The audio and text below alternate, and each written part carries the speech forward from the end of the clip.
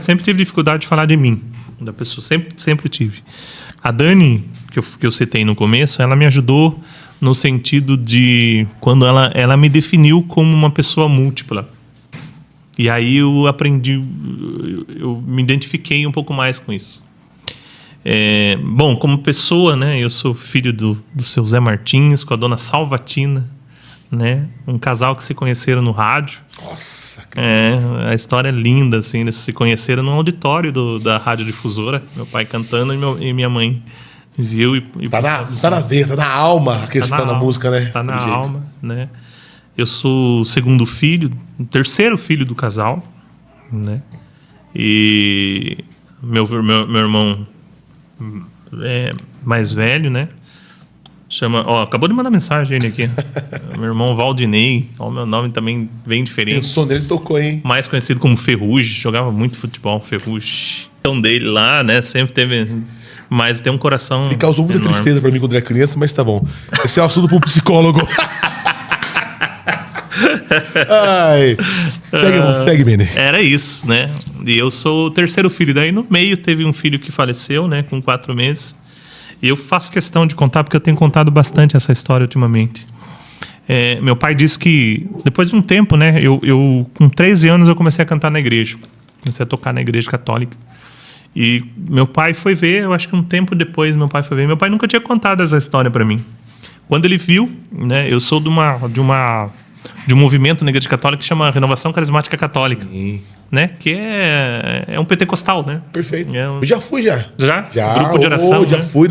Eu fui lá que é a mais famosa que tem Santana. lá. Santana. Na Santana, do Dudu lá. Já fui algumas vezes muito lá, bom. já. Então eu sempre fui. E meu pai me viu pregar uma vez na igreja e ele contou essa história pra mim. Então, esse segundo irmão que faleceu, ele faleceu com 4 meses de pneumonia.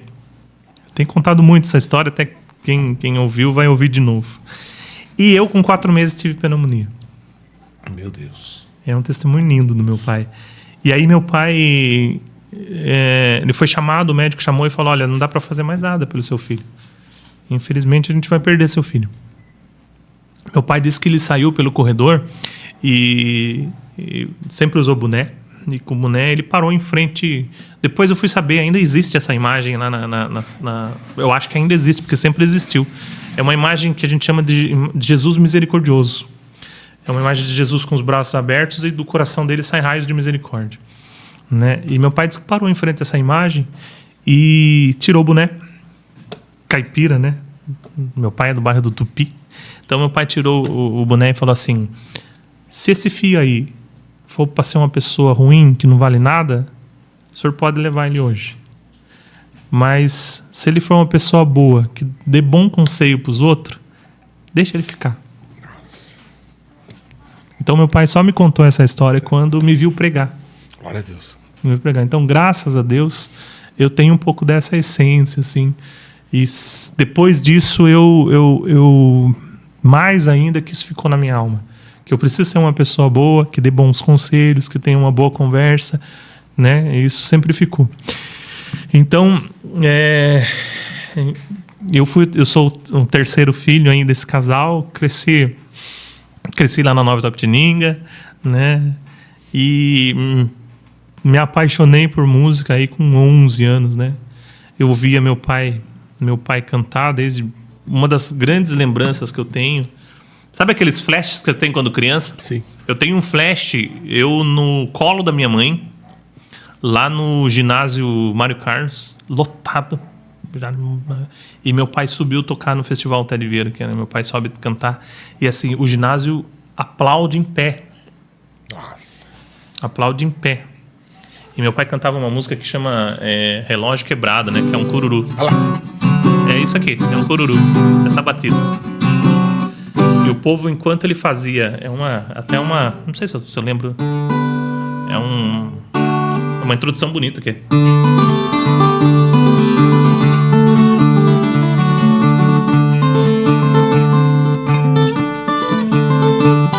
Mais ou menos isso. Tô bem enferrujado na viola. Aliás, eu falei pro Julie, que eu entrei aqui pro Alexandre. Que honra. Que é a primeira vez que eu peguei essa viola, né? O último que tocou essa viola foi meu pai. Então, tá desde novembro, tava guardada ela. Essa aqui, eu peguei ela hoje. Então, mas era isso. E esse flash é que enquanto ele tocava, o povo acompanhava com a palma. Então tinha, não sei quantas pessoas tinha, se tinha 1.000 pessoas, mas eu me lembro do ginásio lotado. Então eu sempre fui apaixonado por música. Eu ouvia, eu dormia, né, nesse quarto, assim, eu dormia porque ele ensaiava em casa com o parceiro que ele tinha, com o seu Jair, lá da Vila Santana, seu Jair Machado. E eles ensaiavam e eu dormia ouvindo eles ensaiarem. Né? Então, para mim, isso foi muito natural, a música. Eu quis ser músico por causa do meu pai, né? Aprendi a tocar e a cantar por causa dele. Meu pai é muito presente na minha vida, né? Você falou assim, um dia o grande meu amigo Milton lá de SESI, o Milton um dia foi fazer uma reportagem lá, uma matéria pro jornal Correio sobre mim. E eu não consegui falar sobre mim, eu falo muito do meu pai. Porque meu pai ele é uma figura muito emblemática na minha vida. Então, assim... Mas aí, durante a minha adolescência inteira, eu cantei na igreja. E meu pai, por respeito, deixou. Ele sempre contava para todo mundo. Se eu quisesse tirar ele da igreja para cantar comigo ou para tocar com a gente, assim, ele vinha. Só que eu queria que ele tocasse na igreja. Né? E aí, o orgulho dele era falar isso. E eu sempre fui assim mesmo, Alexandre. Ele repetia isso porque ele sabia que era isso que acontecia. Se a gente tivesse um show para ganhar R$1.000, R$2.000, R$3.000 de cachê e eu tivesse a missa para tocar, eu tocava na missa. Era fiel a Deus. Eu sempre fui. Eu sempre sabia que esse primeiro chamado lá que o meu pai me deu, sim, quando me deixou vivo aqui, que Deus me deixou vivo aqui, era para isso. Né? Então, durante muito tempo foi assim. E aí eu cresci, né? Fui crescendo nisso. A gente daí teve a oportunidade de tocar em barzinho, cantar, né? Bastante. Desde aí acho que dos meus 18 anos eu já cantava bastante em barzinho, essas coisas. Eu tenho muito casamento também. E aí em 2014 eu tive a oportunidade da minha vida que foi cantar com meu pai, né? Ah, que legal. 2012, na verdade. Meu pai tinha uma dupla com o seu Castilho, lá da Saborearte, né? Que é a dupla Novoastro de Porto Rico. Eles cantaram durante 11 anos juntos. E aí não deu certo mais a dupla. E para eu não deixar ele parar, eu falei, não, eu ensaio com o senhor. Eu já tocava, já acompanhava ele, porque a gente montou uma banda para eles, né? Eu tocava baixo para eles. e violão e tal. A gente montava uma banda ali. E então eu já sabia o repertório. Falei, então eu me aperfeiçoo de fazer primeira voz, que não é fácil. Né? Na música caipira, primeira e segunda voz é bem difícil. Sim. Né? Eu me aperfeiçoo e daí tive um baita de um professor. Né? Que meu pai era sensacional, cara. Uma coisa. Você fazia a primeira voz? Fazia a primeira voz, Na música caipira, a primeira voz é a aguda. Sim. Né? E a segunda é o baixão. Né? Eu não manjo muito. Tião Carreiro, né? Sim. Carreiro. Aquela uma música conhecida. O que é feito daqueles beijos que eu te dei? Essa é a segunda voz, né? Que meu pai fazia. E eu fazia a primeira ali. O que é feito daqueles beijos que eu te dei? Né? Assim, Christian, ainda bem que eu não vou aventurar a cantar aqui, né? Você percebeu já, né? Eu tô bem enferrujado pra cantar, porque, né? E aí, assim, aí eu fui aprender. E eu tive um baita de um professor. Cara, meu pai era um artista, um talento.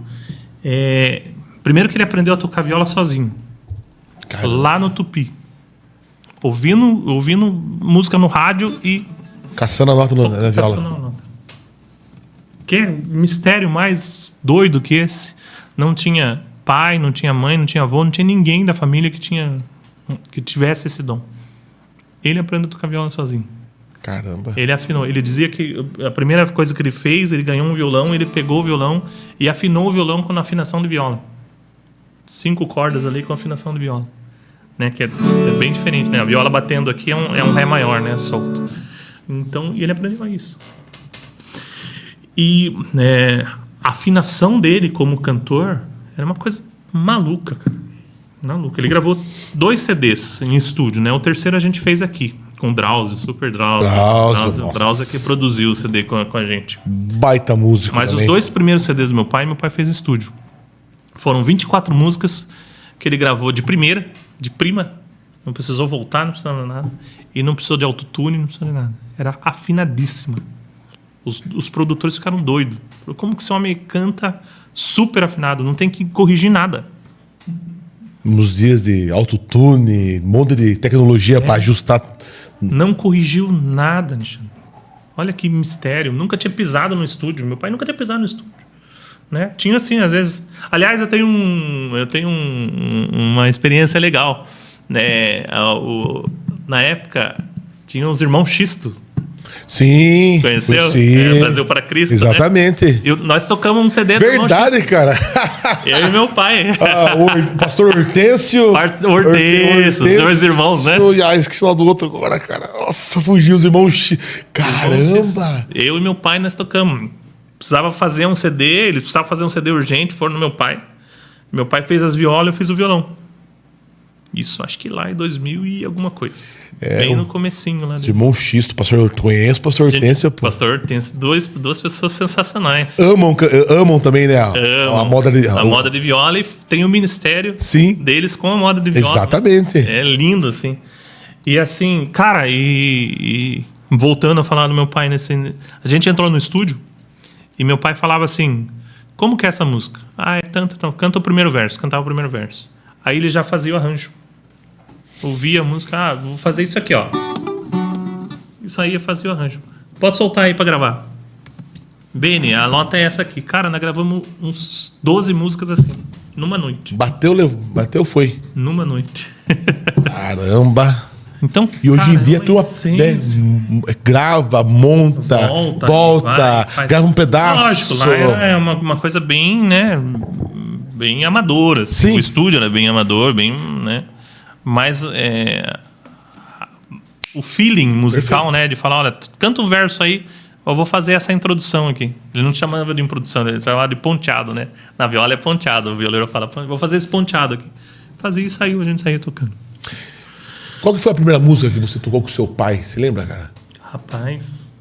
Ou a música que mais gostava de cantar? Não, eu acho que a primeira música que eu fiz primeira voz pra ele é uma música assim.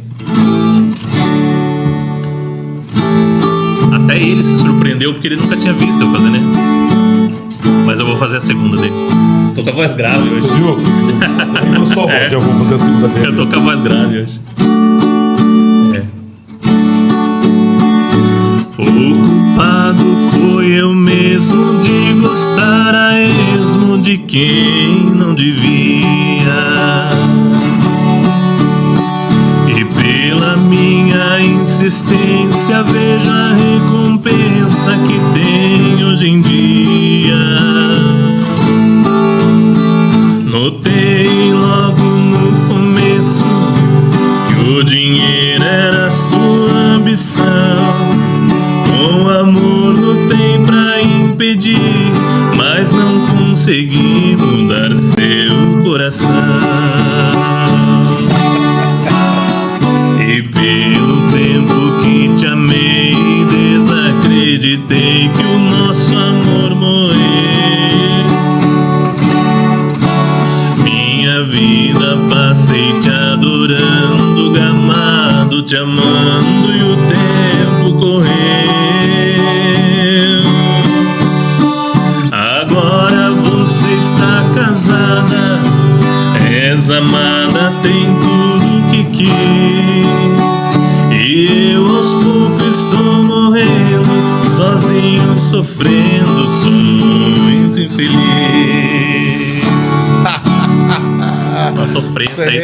Sensacional. Meu, assim... Mas olha que poesia, né? É uma poesia diferente. Tá falando de um amor conjugal ali, mas é...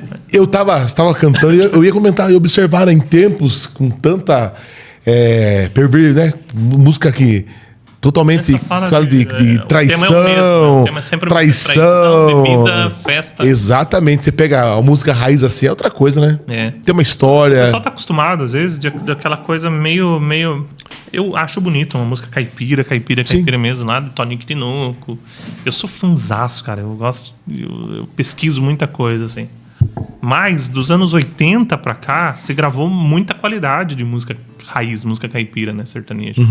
Então, e tem letras maravilhosas, arranjos bonitos, assim. Então, para quem às vezes tem esse preconceito de ouvir Tonico e Tinoco, essas coisas, ouça Tião Carreiro, ouça, ali tem Goiano e Paranaense, que é muito bonito, tem muita coisa boa ali que, né? Eu tava vindo pra cá, tava lembrando, olha que letra isso aqui, essa letra dizem que é do Tião Carreiro, mas ele não gravou. O violeiro tinha 2 temas que eles gostavam muito de fazer, que era em homenagem além do sertão, dessas coisas, né? Eles faziam um tema sobre o carro de boi. Sim. Né? Tem muita música que fala do carro de boi. E o próprio homenagem à viola. E essa música é uma homenagem que o Tião Carreiro fez pra viola. E olha que letra, cara. Você achar isso aqui, se você colocar num poema, né? Se colocar lá, você nem nunca imaginar que é uma música caipira, né? Mas olha, é mais ou menos assim. Viola sagrada, escultura encantada, que vive laçada pelos braços meus. Viola pureza, filha sertaneja, que luta em defesa de onde nasceu. Eterna viola, você me consola, rainha e senhora, sou escravo seu.